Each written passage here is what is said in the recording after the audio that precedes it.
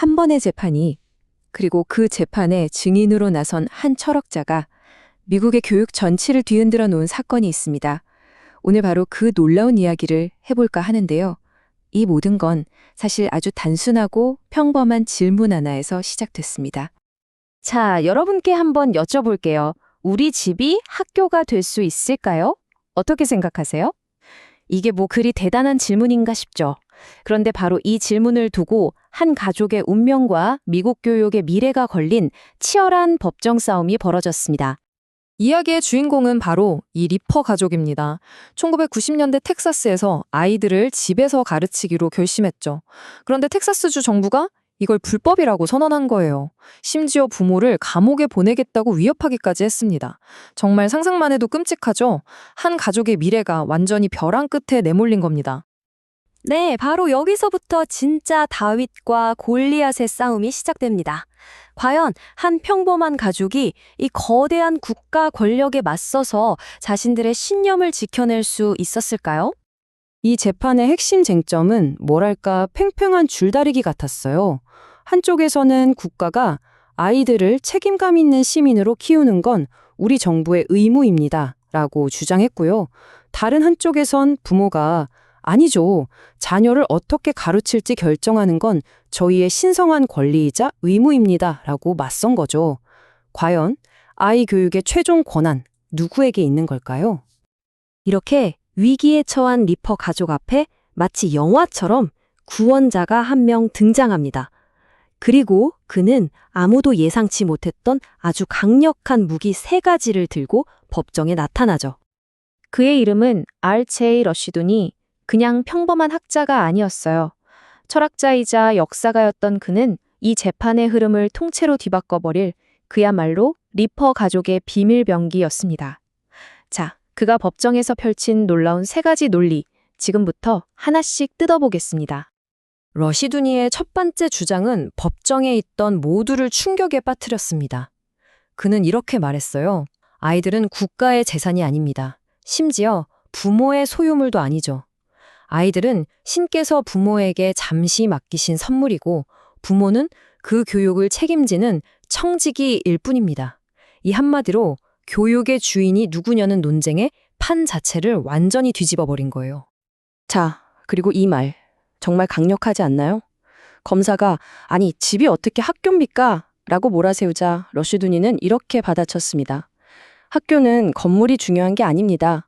배움이 일어나는 곳이 바로 학교입니다. 그런 의미에서 가정이야말로 인류 최초의 그리고 가장 근본적인 학교입니다. 집이 가짜 학교가 아니라 오히려 원조 학교라는 거죠. 이제 그의 3번째 논리로 넘어가 볼게요. 이게 어쩌면 가장 심오하고 또 가장 논쟁적인 주장이었을 겁니다. 바로 이 질문, 과연 이 세상에 진정으로 가치 중립적인 교육이라는 게 존재할 수 있을까? 여기에 대한 러시두니의 대답은 아주 단호했습니다. 러시두니의 주장은 이거였습니다. 공립학교가 종교적으로 중립을 지킨다면서 신에 대해 가르치지 않는 것, 그게 사실은 전혀 중립이 아니라는 거예요. 오히려 신이 없다는 걸 전제로 하는 인본주의라는 또 다른 종류의 종교를 아이들에게 가르치고 있는 셈이라는 거죠. 따라서 기독교인 부모에게 이런 교육을 강요하는 건 명백히 그들의 종교의 자유를 침해하는 행위라고 결론 내렸습니다. 자, 이제 이런 철학적인 주장들이 실제 법정에서 어떻게 힘을 발휘했을까요? 러시두니는 자신의 이 깊은 생각들을 어떻게 판사와 배심원들을 설득하는 법의 언어로 바꾸어 냈을까요? 러시두니는 아주 영리하게 자신의 모든 주장을 미국의 헌법에 연결했습니다. 그의 법적 방패는 바로 종교의 자유를 보장하는 수정헌법 제1조였죠.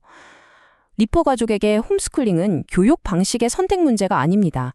이것은 그들의 신앙을 삶으로 살아내는 종교적 실천 그 자체입니다. 따라서 헌법은 이 가족을 보호해야만 합니다. 이렇게 주장한 거죠. 당시 재판이 끝나고 리퍼 가족 측 변호사가 남긴 말입니다. 러시두니가 그들을 완전히 박살내버렸다.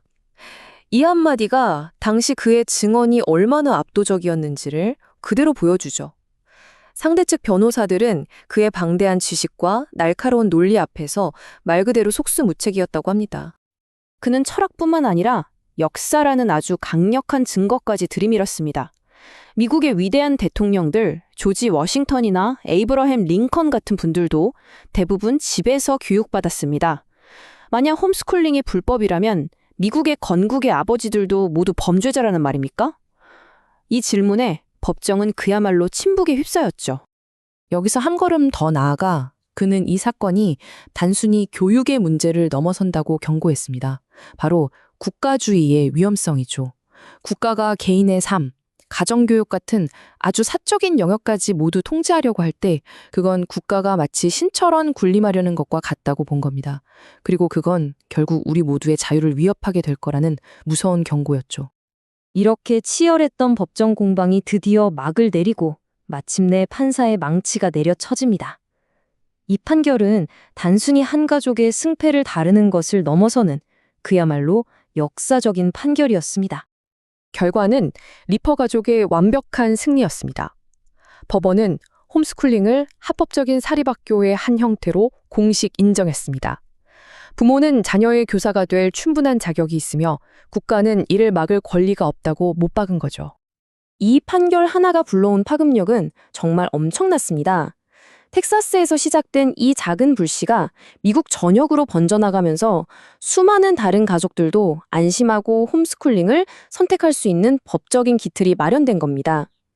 한 철학자의 논리가 수백만 명의 삶을 실제로 바꾼 정말 놀라운 순간이었죠.